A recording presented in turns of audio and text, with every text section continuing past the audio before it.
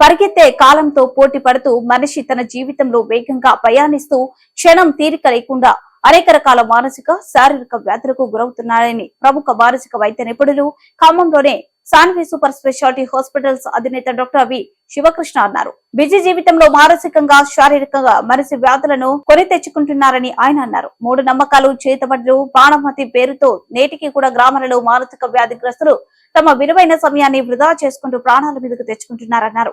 మానసిక రుగ్మతలను నివారించేందుకు ఖమ్మంలోని సాన్వి హాస్పిటల్స్ లో అన్ని రకాల వైద్య సేవలు అందుబాటులో ఉన్నాయని డాక్టర్ వి శివకృష్ణ తెలిపారు. భారతదేశంలో ప్రతిష్టాత్మక సెంట్రల్ ఇన్స్టిట్యూట్ ఆఫ్ సైకియాట్రీ రాంచీలో పోస్ట్ గ్రాడ్యుయేషన్ పూర్తి చేసుకున్న వైద్యునిగా ప్రత్యేక కలిగిన ఉన్న ప్రముఖ మానసిక వైద్య నిపుణులు డాక్టర్ వి శివకృష్ణతో కిరీటం న్యూస్ ఖమ్మం ప్రతినిధి వనం నాగయ్య ఫేస్ టు ఫేస్.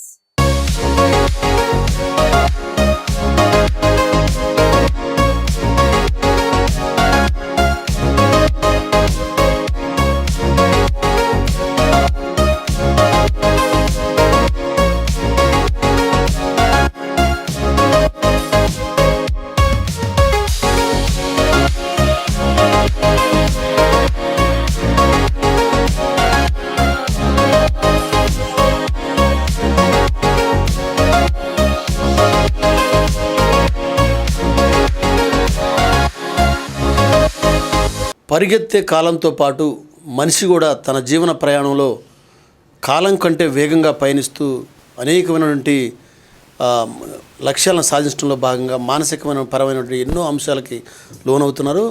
ప్రధానంగా మానసిక రుగ్మతలతో కూడా ఇదే కారణమవుతుంది. బిజీ జీవితంలో ఒక స్వచ్ఛమైనటువంటి ఒక పరిపూర్ణమైనటువంటి జీవితానికి దూరంగా మానసిక రుగ్మతలతో అనేకమైనటువంటి వ్యాధులను కొని తెచ్చుకుంటున్నాడు. దానిలో భాగంగానే ఇటీవల కాలంలో జరుగుతున్నటువంటి అనేకమైనటువంటి దారుణాలు ఉదంతాలు అన్నీ కూడా మానసిక రుగ్మతల్లో భాగమని చెప్పి మానసిక వైద్య నిపుణులు నొక్కి వక్కానిస్తున్నారు. ఈ నేపథ్యంలో అసలు మానవుడు ఏ విధంగా మానసిక పరిస్థితిని దిగజార్చుకుంటున్నాడు, తన జీవితంలో మానసిక వైకల్యాన్ని కొని తెచ్చుకుంటానికి గల కారణాలు ఏంటి, తదితర అంశాలకు సంబంధించి ఖమ్మం జిల్లాలో ఉన్నటువంటి సాన్వి హాస్పిటల్స్ అధినేత డాక్టర్ వి శివకృష్ణ గారు ప్రముఖ సైకియాట్రిస్ట్గా ఖమ్మంలో ఉన్నారు. వారిని అడిగి తెలుసుకుందాం. సార్ నమస్తే, చెప్పండి, మానసిక రుగ్మతలకు సంబంధించి మనిషి ఎదుర్కొన్న ప్రధాన సమస్యలు ఏంటి, దానికి కారణాలు ఏంటి అసలు? ముందుగా కెరటన్ న్యూస్ వీక్షకులందరికీ మన సాన్వి హాస్పిటల్ తరపున ఖమ్మం జిల్లా చుట్టుపక్కల ప్రజలందరికీ మా శుభాశీస్సులు. నేను డాక్టర్ వి శివకృష్ణ.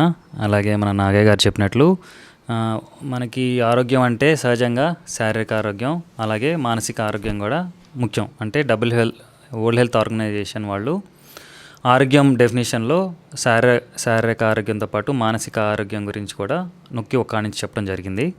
అలాగే అందరూ శారీరక ఆరోగ్యం గురించి పట్టించుకుంటున్నారు, కానీ మానసిక ఆరోగ్యం అది ప్రతి మనిషికి కూడా మారుతూ ఉంటుంది. యూజువల్లీ మానసిక ఆరోగ్యం వయసుతో పాటు తర్వాత సమయంతో పాటు ఎలాగ మనిషి యొక్క దైనందిన జీవితాన్ని బ్యాలెన్స్ చేసుకుంటాడో దాని విధంగా మానసిక ఆరోగ్యం ఆధారపడి ఉంటుంది. మానసిక సమస్యలు సహజంగా అన్ని ఏజ్ గ్రూప్స్ అంటే అన్ని వయసులో వాళ్ళకి ఈ మధ్య తరచుగా సంభవించడం జరుగుతుంది.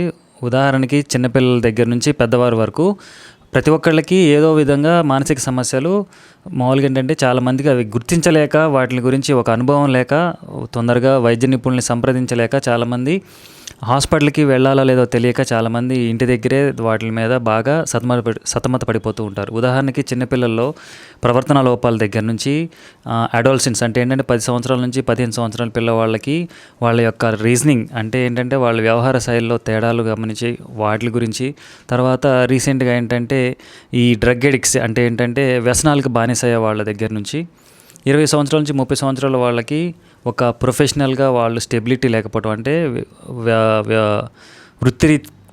వృత్తిరీత్యా స్టెబిలిటీ లేకపోవటం వాళ్ళ దగ్గర కానివ్వండి, 30 సంవత్సరాల పైన వాళ్ళకి వాళ్ళ యొక్క మెంటల్ స్ట్రెస్ అంటే ఏంటంటే ఏదైనా ఒక మానసిక ఒత్తిడికి గురవటం వల్ల కానివ్వండి, 40 సంవత్సరాల పైన శారీరక ఇబ్బందులతో పాటు మానసిక సమస్యలు తోడవటం వల్ల నిద్రలేమి సమస్యలు, అలాగే మరీ ఇతరత్ర బైపోలార్ మేనియా అంటే చాలా రకాలైనటువంటి మానసిక సమస్యలకి మనిషి ఎక్కడైనా కూడా ఎదుర్కొనడం జరుగుతుంది. ఉదాహరణకి మామూలుగా అయితే పెద్ద ఏజ్ గ్రూప్ వాళ్ళకంటే 50 సంవత్సరాలు 60 సంవత్సరాలు దాటిన వాళ్ళకి మతిమరుపు వ్యాధి లక్షణాలు, తర్వాత ఇంకొకటి ఏంటంటే ఎమోషన్స్ కంట్రోల్ చేసుకోలేకపోవడం, అంటే భావోద్వేగాల మీద నియంత్రణ సరిగ్గా లేకపోవటం, దానితో పాటు మరి నిద్రలేమి సమస్యలు రావటం వల్ల మానసిక సమస్యలు ప్రతి ఒక్క ఏజ్ గ్రూప్లో మానసిక సంఘర్షణకి లోనవడం జరుగుతూనే ఉంటుంది. కానీ మనిషి యొక్క పర్సనాలిటీ ప్రతి ఒక్కళ్ళది ఏంటంటే మానసిక సమస్యల నుంచి ఎలా అధిగమించాలని మైండ్ తనంతట అదే రూపొందించుకోవడానికి ప్లాన్ చేస్తుంది.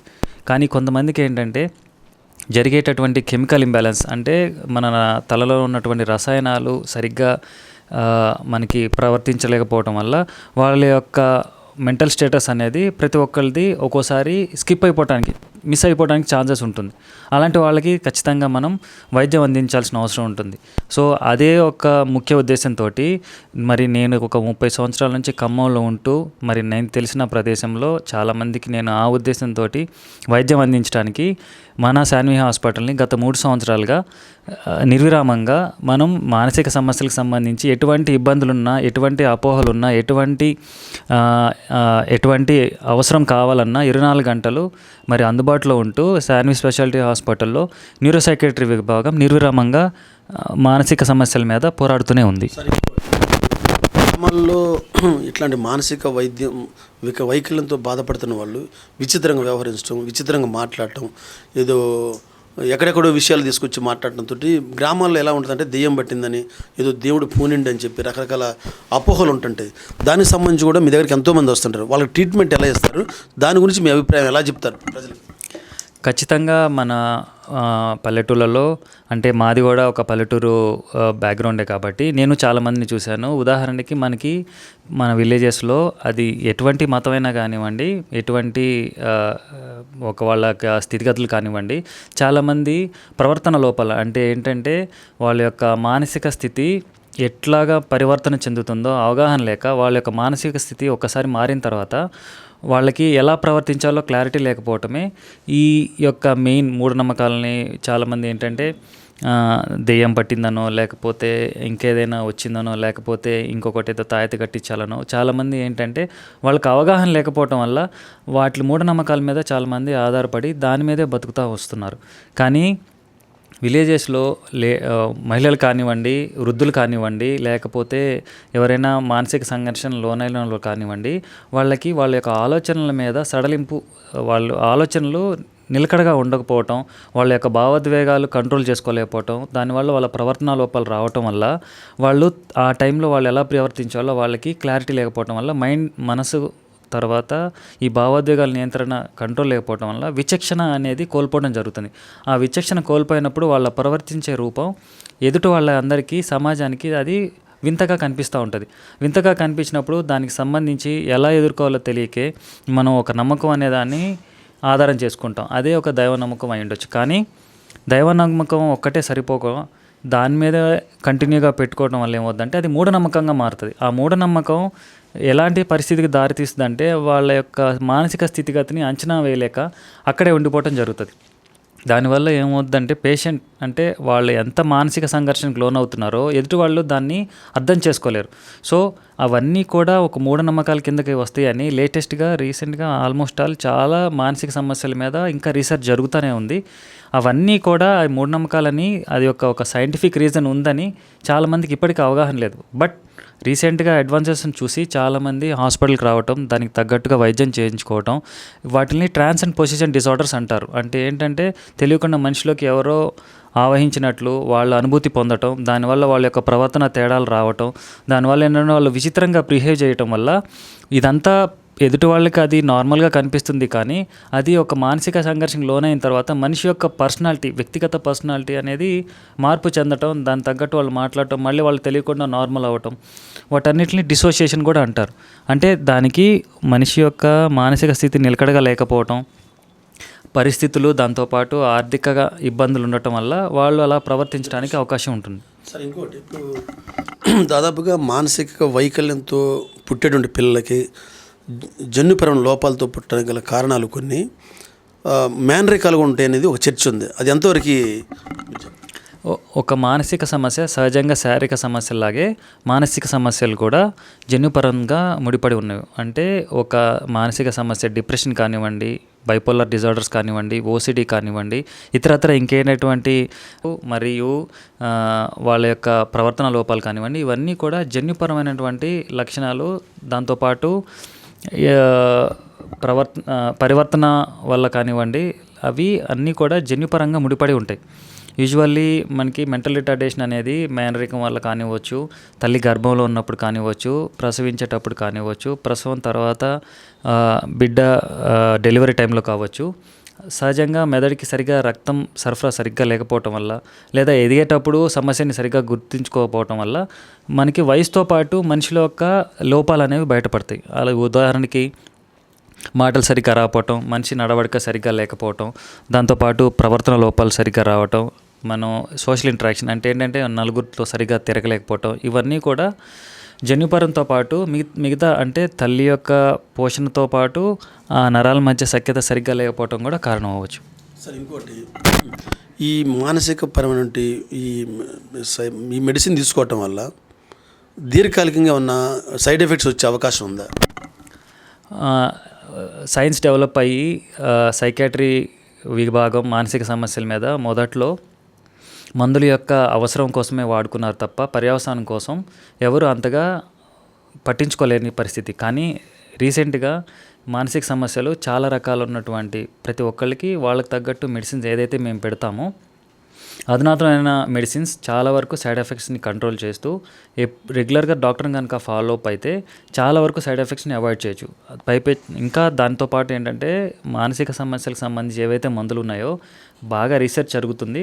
వాటి వల్ల సైడ్ ఎఫెక్ట్స్ కూడా చాలా వరకు నివారించి అవసరమైనంత వరకే మెడిసిన్ ఇవ్వడానికి తగ్గట్టు, అవసరమైన ప్రాబ్లం తగ్గట్టు మెడిసిన్ ఇవ్వడానికి తగ్గట్టు, ఎవరికి ఎలా ఇవ్వాలో వారికి తగ్గట్టు మెడిసిన్ని డిజైన్ చేయాలి. అంటే రెగ్యులర్గా డాక్టర్ని ఫాలో అప్ అయితే మనం సైడ్ ఎఫెక్ట్ని కూడా కంట్రోల్ చేయడానికి అవకాశం ఉంటుంది.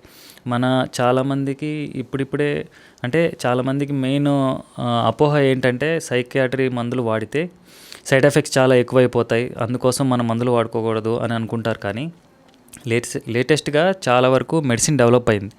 సో సైకియాట్రీ మందులు వాడుకుంటే ఏంటి అంటే అవసరం తగ్గట్టు మనం దాని యొక్క లాభం తీసుకుంటూ అవసరమైన సైడ్ ఎఫెక్ట్ని కూడా మనం అడ్రస్ చేయగలిగితే, మనం రెగ్యులర్గా డాక్టర్ని ఫాలో అప్ అయితే ఖచ్చితంగా ఆ సైడ్ ఎఫెక్ట్స్ అనే ప్రాబ్లమ్ని కూడా మనం అవాయిడ్ చేయడానికి ఛాన్సెస్ ఉంటుంది. చివరిగా ఒక క్వశ్చన్, భారతదేశంలోనే అత్యంత ప్రతిష్టాత్మకమైనటువంటి సెంట్రల్ ఇన్స్టిట్యూట్ ఆఫ్ సైకియాట్రీ రాంచీలో మీరు పీజీ చేశారు.